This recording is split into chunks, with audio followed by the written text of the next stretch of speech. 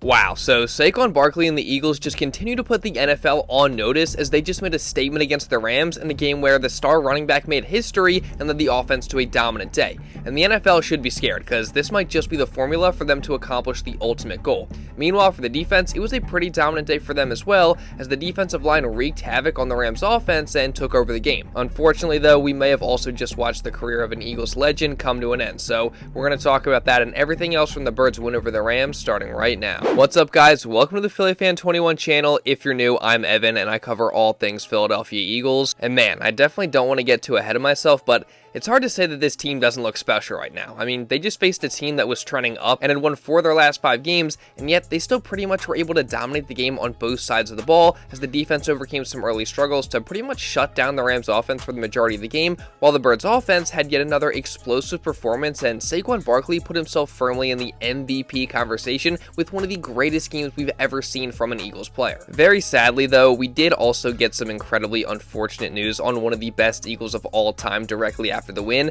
as Brandon Graham unexpectedly announced that his season and possibly his career has abruptly come to an end. Not for real. I'm out for the rest of the year. For real. No, you're not. What happened? Tore my tricep. Oh, really? Yeah, I got chipped. Got hit in my elbow. Tore my tricep. But man, hey, like I told the boys, man, we got the mission. The mission's still the mission. You know, we pour everything we can into this game. You know, if I say I trust God, I trust God. So, man, I'm just enjoying myself. I'm about to enjoy this little rehab, and then I'm about to enjoy leading the team, you know, the rest of the year. As soon as I can be back out there, I'm going to be out there. But, man, heck, man, we was having fun out there. And we still going to have fun. But, yeah, I'm definitely, as a player, I'm out for the year.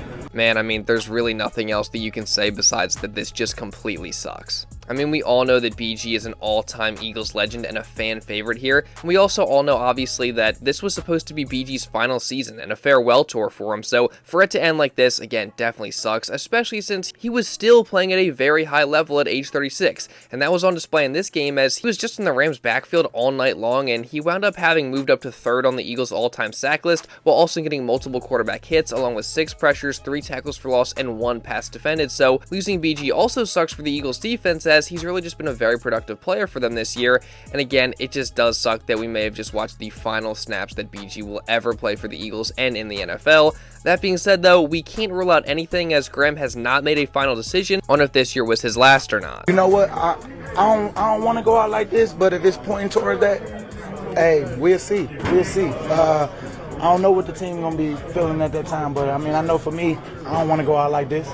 You know, I definitely want to be able to, you know, finish a whole season before I'm done, but that ain't in the cards. I'm content where I'm at too, you know. So I'm just not there yet. I know me and my teammates, we can talk, and I told them, you know, some of them like, hey, if I can make it happen, I definitely want to make it happen, but if not, I'm cool too, because I'm gonna be around the building anyway. I'm personally going to hold out hope that BG does come back for 1 more year, but if not, then what a career it was for the longest tenured player in franchise history, as he just overcame a ton of adversity and doubt to become one of the best Eagles ever. He obviously made arguably the greatest play in franchise history, and the city will forever love him for what he's done, and now, hopefully, the Eagles can just go out and win it all for him this year. But I'll tell you what, this injury also really does stink again for the Eagles defense, and it greatly impacts them as well, especially when they were already thin at edge rusher with Bryce Huff getting surgery on his wrist. So that leaves just Josh Sweat, Nolan Smith, and Jelix Hunt as the edge rushers for this team. So the Birds are definitely going to have to make some moves to address it,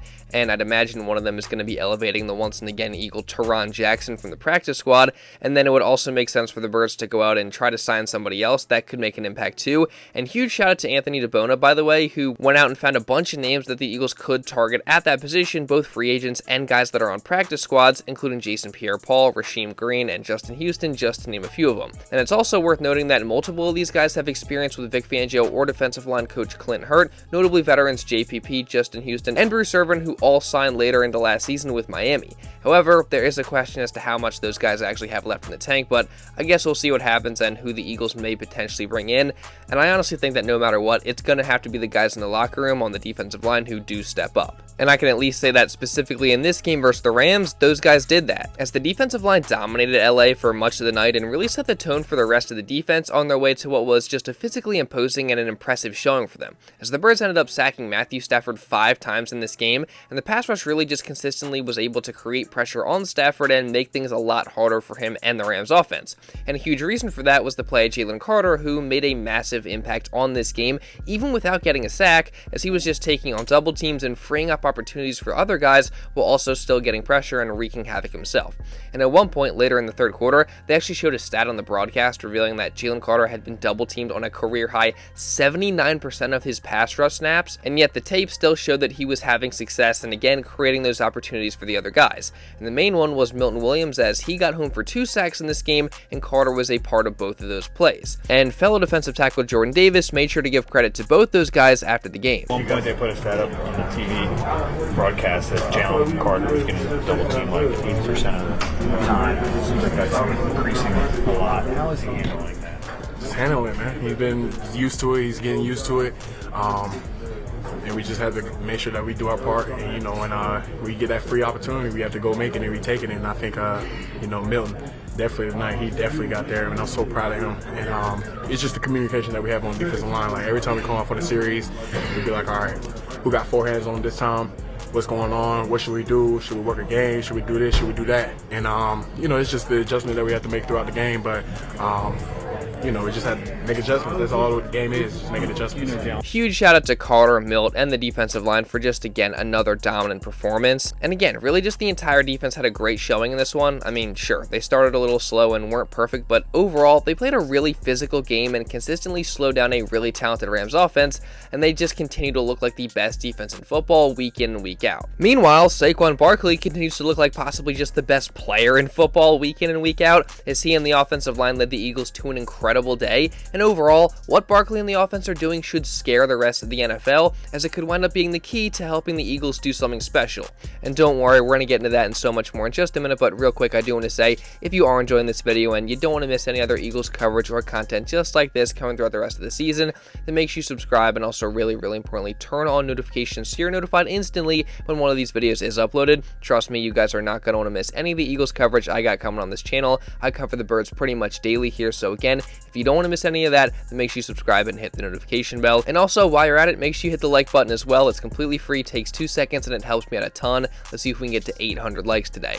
And now, with all that being said, let's get back into the video. So during this 7-game win streak, the Eagles have found a clear identity on offense, and it seems that no team can really stop it so far, including obviously the Rams. However, things didn't start out perfect in this one, as despite moving the ball, the Birds just got 2 field goals and a punt through their first 3 drives, and up to this point, it was really just self-inflicted things that were holding them back, as they hurt themselves with penalties, and they also didn't finish in the red zone when they should have, so they still definitely got to be better in that area. That being said though, they still were also able to move the ball, and most importantly, they established the run game with Saquon Barkley early on, and eventually they got on track late in the second quarter as they drove all the way down the field with the help of some nice plays by Saquon Barkley and Jalen Hurts before they finally got into the end zone via a Jalen Hurts to AJ Brown's 6-yard touchdown pass that after review was confirmed to score, and it gave the Birds a 13-7 lead. And after that, the Birds and specifically Saquon Barkley just did not look back, as on the literal first play of the second half, Saquon Barkley ran through a huge hole created by the offensive line before hitting an insane juke move on a Rams defender and then hitting the gas and taking it all the way for a 70-yard rushing touchdown. And this was obviously an insane play by Barkley, and one that Nick Sirianni thinks that nobody else could have made. He, on the first play of the second half, he makes a cut that I didn't think anybody else could make. Like, he just stopped on a dime. We blocked it really well. Jordan Mailata did an awesome job on the backside. Landon did an awesome job on the backside because we ran an outside zone, and we were able to cut the backside off. And so, first and foremost, to get into the open field, it started up front. It started on the front side, then obviously what we did on the backside. And then he made this cut that, man, he put his left foot in the ground and went around the edge, and then he just hit the gas. Man, when you have the type of quickness, lateral movement that Saquon has, with the ability to accelerate and the speed to finish, and the power to break it through an arm tackle. Or, I mean, he's got everything you look for in a back. He's been awesome, and he was awesome tonight. This was certainly just a super impressive play from Saquon Barkley, and he and the Eagles offense obviously weren't done yet, as on their next drive, Barkley caught a screen pass on 3rd and 10 and turned it into a 31-yard gain before Kenneth Gainwell came into the ballgame and capped off the drive with a 13-yard touchdown run to push the lead to 27-14. Oh, and by the way, shout out to Kenny G for consistently making the most of his opportunities that he's given and coming up big in this spot. But again, it was Barkley who set him up, and Saquon continued to roll on the next drive, which got down into the red zone and resulted in 3 points. And then finally, on the following drive after that, Barkley came through with the knockout punch as he got his second massive run of the day on an insane 72-yard touchdown dash where he just outran everybody. And not only did the Seal and Eagles win, but it was also the capper on what was just a historic performance by the star running back, as he ended up with 255 rushing yards on the night and 302 total scrimmage yards, which is just unheard of. And those 255 rushing yards are the most in Barkley's career for a game, they're the most in Eagles history for a game, and it's also a top 10 rushing performance in the history of the NFL. And I could keep on going with the historic achievements that he had with this performance, but after the game, Barkley made sure to credit his teammates and not himself, and specifically the offensive line, for the success that he was able to have. We do a really good job in halftime of adjusting.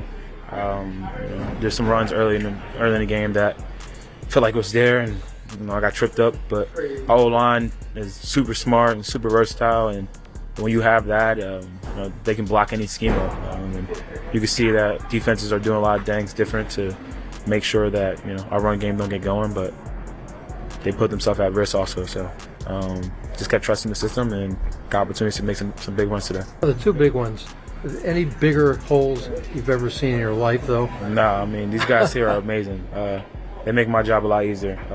I'm probably going to get a lot of credit, and everyone's going to say this and say that, but in reality, the beauty of this game is it's a team game. And my favorite quote that Nick always says, it's hard to be great without the greatness of others. And those guys and the tight ends and the wide receivers blocking down the field are super amazing. You gotta love that Barkley is always staying humble and giving credit to his teammates, and he's right, because the offensive line does deserve just a huge amount of credit, and they're really the unsung heroes of this performance and this game. And I also think that this combo of Barkley on the offensive line, combined with the Eagles' newfound identity, is what makes this team just so dangerous and scary as we get closer to the playoffs. I mean, we've seen it now in a couple weeks in a row where, sure, maybe things don't look perfect right away offensively, but the Eagles just establish their run game early, and they don't go away from it. And even if the defense does put up a fight, the Birds just keep coming and coming and coming, and they're able to slowly wear down the defense and break their will, and eventually they hit some home runs and run away with it. And right guard Mekhi Becton actually spoke to that after the game. Yeah, you can definitely feel it wearing down on opposing defense. You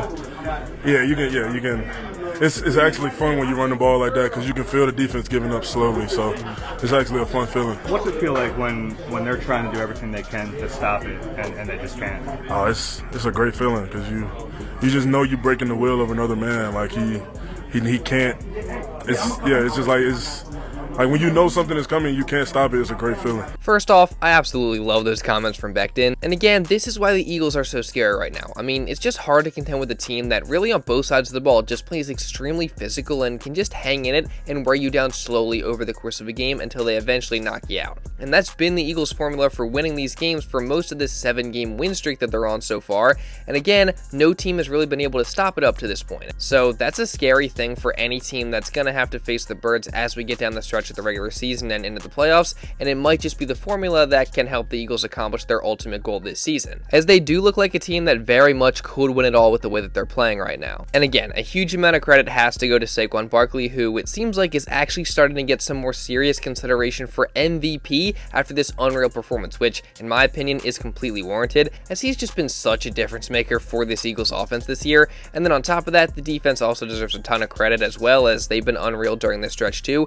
And also, Also, Jalen Hurts should get his flowers too, as he's played some really good and efficient football during this winning streak, and in this game specifically, even though the numbers weren't crazy, he was good once again, as he took care of the football, he didn't put it in harm's way a single time, and he also came through with some key third down conversions over and over and over again when the Eagles needed him most.